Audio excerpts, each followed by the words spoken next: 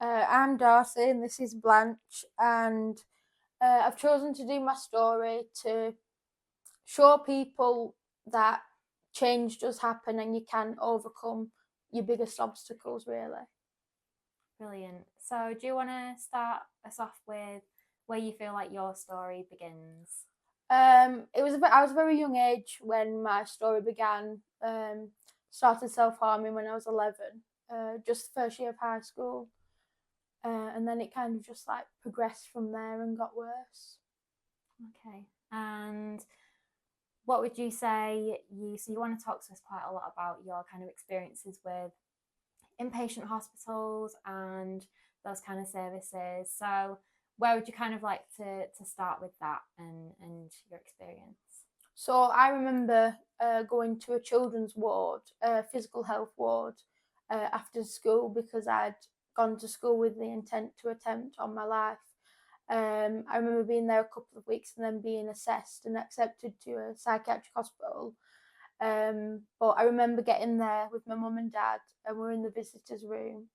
A staff member came in and he said, "I'll show you the ward." He let us know a bit about what was going on, and I walked on, and there was a girl rocking in the corner and another one running around screaming, and sheer panic hit me at that point. I remember turning round, going back to the visitors' room and begging to come home and just pleading with my parents, saying I won't do it and I'll be better. But it was too much for them, like what I was doing, and they couldn't keep me safe, so I needed a hospital or a safe place to be kept. Okay, yeah, that sounds like a really difficult kind of first experience. So, how old were you at that point? I was 15. 15. Okay. So was that your first That was experience? my first. It started that day on that first day at that hospital, and I was in for 4 years, and I didn't leave in that 4 years. So, are you okay to tell us a little bit about some of the challenges of that time, and what were some of the things that you found as a young person quite difficult? I found it really hard to trust the staff at first because they were new to me. I'd never been in this environment. Found that really hard, and then I remember I'd self harmed and was a staff member had walked in, and he turned around and laughed, and I just remembered the sheer pain and what was happening, and then being laughed at. I felt invalidated, and I just felt like no one really cared at that point. Yeah. And was it an experience that was kind of were there any more positive aspects of that experience, or was it on the whole quite difficult for you? There was positives, but there was also a lot of negatives. I remember being like bin bags being brought to my room, and I was like all my belongings just put in bin bags, and not even being told I was going to a PICU, and just waiting for the transport to turn up that day and going. And I had no, I'd never been to a PICU before. I didn't know what it was about. All I knew was it stood for the psychiatric intensive care unit, which that's scary in itself. Um, and then I ended up moving 8 times from that first admission in CAMS, and I could never settle. I always had the fear that maybe I was being moved again. If I said the wrong thing, if I took a if I did something too much, I'd be moved. And I kind of become accustomed to being moved. I thought, oh, I'll only be here a few weeks, they'll get rid of me again. And that thought of they'd given up on me was very strong, and it stayed with me throughout. I always thought when a move was coming, I'd be given up on.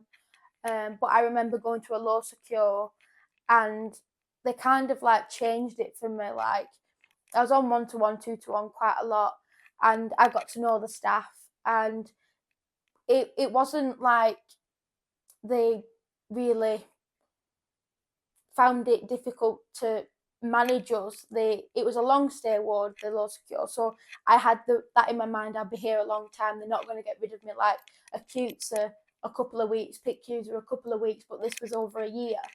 And I remember like getting to know the staff, and we had little nicknames for each other, and our man was Corona Toes, but that's a long story and we won't get into it. But like I remember so many like fond times. It like nothing was too big for them. Like they handled it, they dealt with it. Where in other places it'd be right, pick you, right this, right that, but they handled it there. So you spent some time in services when you were transitioning from children and people services to adult services around being 18. Can you tell us a little bit about that experience? Yeah, so I remember the weeks leading up to my 18th birthday and being told there was two routes. I could either go to another law secure in Wales or I could go to a lot rehab in Manchester. So I chose the Manchester route and thought it'd be better for family to visit and all that. But like the weeks leading up were really scary. Like, am I being like behaving is what I used to feel like. Am I behaving enough to be able to actually go to this, or will I have to go to another law secure? And then I got accepted to the lot rehab, and I remember I got moved. It was a couple of days after my 18th birthday, and I'd been told as well, if you go to adults, you'll never get out. So then that fear of I'm going to adults, I'm 18, that came about. But I remember I was greeted by a nurse with bright coloured hair, and I was like, oh, this is a bit different like that. I didn't expect it. She was so lovely, and really had me at ease. And then as I was in the lot rehab, things went really well because I was doing DBT, because it was free UPD, which is what I suffer from. And it was all about that. It was DBT one-to-ones, the group sessions, and it seemed to be doing really well. But for some reason, it took a turn for the worse, and I went downhill. But I remember I'd been put back on one-to-one and then two-to-one, and I'd been put on a therapy break, which you could go on therapy breaks, and a few things had happened. They started acuphasing me, and I can only really explain acuphasing as one of the worst injections I've ever had. And I asked the doctor, why are you acuphasing me? And he said it's to give you a break from your own mind. But in reality, it was to give them a break for me, because they knew I'd be led in bed for at least 3 days, not eating, not drinking, or even going to the toilet. So can you tell us a little bit more about that experience with acuphase? So acuphase is only what I can describe as horrible. The way you feel, you cannot think for yourself. It's like everything you've ever known has gone out the window. You physically feel ill. I remember like not even able to sit down. I had to be up, standing, walking when I was able to. That was after sleeping it off. But you just felt just like nothing in, but everything all at once, if that makes sense. Like you had no thoughts in your mind and nothing to think about, but you just felt physically so unwell, and just it was awful. So a couple of weeks after being put on the therapy break, I went to the ward manager and asked when I'm next going back into therapy, and he said, "Oh, I need to have a word with you." My heart sunk. I knew where it was going, but I didn't want to believe it. I thought I'd come to the final place and that my story would be over and I could then start living, but it wasn't. So he took me into the dining room with another nurse and he said, "We've referred you to PICU." I thought that's it. I'm never getting out. If I go to a PICU now, I'm not getting out. But a couple of days in the fear and the horrible feeling you get not knowing whether you're going or not, and it came back I wasn't accepted. But the ward still wanted me gone, which then showed they'd also given up on me like I'd felt everywhere else, and they validated my feeling of being given up on. They always had, like every ward had done it, and so they told me this one night, right, transport's coming in the morning. So me and my friends, we stayed up all night, and early hours of the morning we got told, no, the transport's not coming. So we all went to bed and just did the next day as we would normally. And then the same thing happened the next night, but that night transport did arrive. And I remember saying goodbye to my friends that I'd met on the ward, and I moved to an assessment unit in Blackburn. But I remember being told Blackburn and hearing all the horror stories of Blackburn. There's horror stories about them all, but everyone would go to Blackburn, and I was so scared. I was only on the assessment unit for a couple of hours before I got a bed on Hyndburn, which was like I was scared. And it was an actual adult ward. It had everything from bipolar to psychosis. It wasn't just EUPD. It was everything. And I remember being so scared. But I was also on one-to-one there, and it gave me a chance to get to know the staff. And I remember a few stick out, like some of the HAs were the most amazing HAs I've ever met. like they would go above and beyond to make you feel better. I remember my stuff had moved into my room before I'd even stepped foot on the ward. It's the little touches, like I had everything I needed when I got in, and like we had a nice staff, and then like they had uniforms, which I'd been used to private, where it was your own clothes, so you never knew what band anyone was or anything like that. It was either a HCA or a nurse or a doctor. And I remember seeing like the navy uniform, the light blue for the nurses, and I was like, the navy always scared me. It was a bit scary because they're like, that's a band 6, like don't want to mess with them. And I remember I was having an incident, and a staff member said to me, think of, and I just turned around and I said, I'm not thinking of my family, because everywhere I'd been, whenever I had an incident, it'd be think of your family. And she said, I'm not asking you to think of your family because they're not here. So that took me aback. I was like, but that's what everyone says, think of your family. But for once, they'd know my family aren't there. It was me and them. And then I remember meeting Cherie, who I was actually quite scared of at first. Not going to lie, because she was also in the navy uniform. And I think I'd done something and she shouted at me for something. I can't remember properly. But I'd built a barrier then between me and her.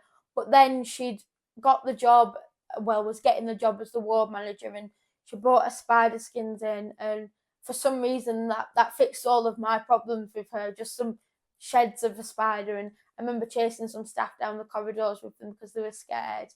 And it was just like, she was so lovely. And I remember I'd got to the point, now this was coming up to 4 years in hospital, I'd got to a point where this isn't the life I wanted. Like, I never wanted this life. I got dealt the cards and I've lived them, and I think 4 years was long enough. So I remember I was crying on the phone to my mum, and I was shouting, and Sally came in, and I had a one-to-one, which usually in most places they talk to you one-to-one, your one-to-one's there. But no, Sally bypassed my one-to-one and sat with me, talked to me and calmed me down. And I was like, but I don't want you to see me crying and all this. And she didn't care. She made me feel comfortable enough to be able to cry in front of her. And then I remember a couple of days had gone by, and she came back and she was like, I've been on the phone to your mum for about 3 hours. And she says, if you can prove you're well enough, you can come home. And that was it. That was my ticket out of there. I was like, I've got to do it. And we talked, and we'd figured out plans and all sorts. And then I'd managed to be well enough to come off one-to-one. And I remember sitting in my room, and all psych wards look the same, just different colours. Like, you're in a psych ward. And I just looked at the walls and I cried for hours. And I said, this isn't the life I want. And then after all that time in hospital and that light bulb moment that I had, which I never thought I would have, I thought that would be my life. I had a knock on the door, and so I was like, come in, and it was the junior doctor. And I hadn't had an appointment with him. I don't know why he was coming. And he said to me, I'm going to make you informal. And no one had ever mentioned the words informal since I'd been in hospital, and I had no hope of coming home. And he was going to make me informal. So I remember I rang my mum straight away. I was like, Mum, I'm informal. Like, I can come home. And she said, I'll come on Friday. So I got my calendar out really quick on my phone, I had a look. And I was like, Mum, if you come Wednesday, it's exactly 4 years I've been in hospital. So she said, right, I'll come and get you. So she did. So you talk about the difference that the staff on Hyndburn particularly made. So what was it about the way that they approached caring for you that really made a difference? So it was a very surreal moment when this happened. So I remember as I was just walking down the corridor, and a nurse shouted to another one, Darcey, like my name. And I was thinking, like, oh, because for years I'd been known as room 3, room 5, room 8, DMM. I was not Darcey. I had no identity. I was the room or my initials, and then statistics in people's books of incidents to everything. But they made me feel like I was a real person again, and I got my identity back. And it was the little things like that, and they let me into a bit of their lives as well. They weren't just, I'm your nurse, that's all you know about me, I did a degree and I'm a nurse. It was little things that people take for granted to know about people. And I remember them telling me about, like, oh, I'm going to this tonight, or I'm doing this at the weekend. And that could have only been what I'd imagined for so many years. Their reality was something I couldn't even comprehend because I'd not done it for so long. So that chapter in my book is over, but not in a bad way. I finally got the hope and the faith of one ward that I could be and achieve whatever I wanted to. So I did. I now own my own house. I have this beautiful rescue, Blanche, and we take every day as it comes. We're grateful for the days that we get.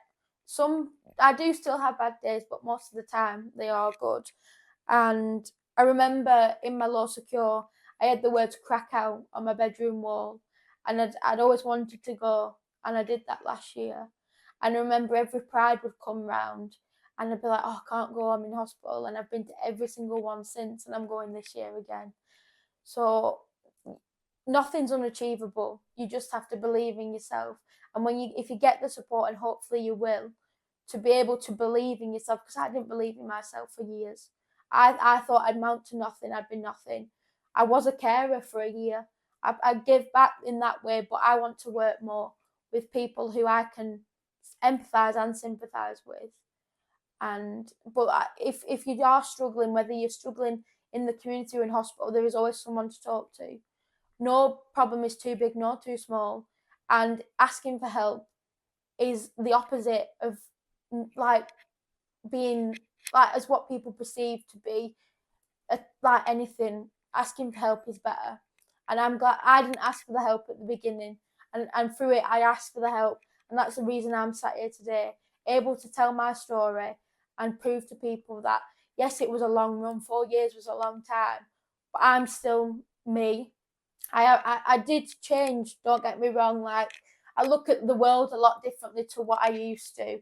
I'm more of living the moment instead of, oh, wait till next week. It's no, tomorrow's not promised. So live for the day, each day live it, because you never know. I look at the world differently, and I don't take anything for granted anymore. Life's too precious, and you will, and I want to stress, you will get better. When you hit the bottom, the only way to go is up. So you can do it, and just ask for support of anyone you can, whether it's family, professionals. If you're in hospital, ask for the support, and don't let anyone fob you off, because you deserve the help just like anyone else.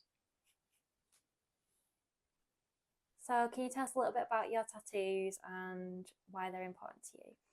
So these tattoos specifically are to cover up my scars. I remember sitting there one day counting all my scars, and I had over 200. And then I thought to myself, that's 200 times I could have done something worse. But self-harming was enough for that relief. And I always get asked, do I regret it? And I don't regret it, and I never will regret it, and I'm not ashamed. That's why I didn't cover them up because I was ashamed. I covered them up because that's a part of my story. Only certain people, I feel, able should know. But without the tattoos, you could see them and people would know. But I'll never be ashamed of them, and they're just there for. They look pretty now.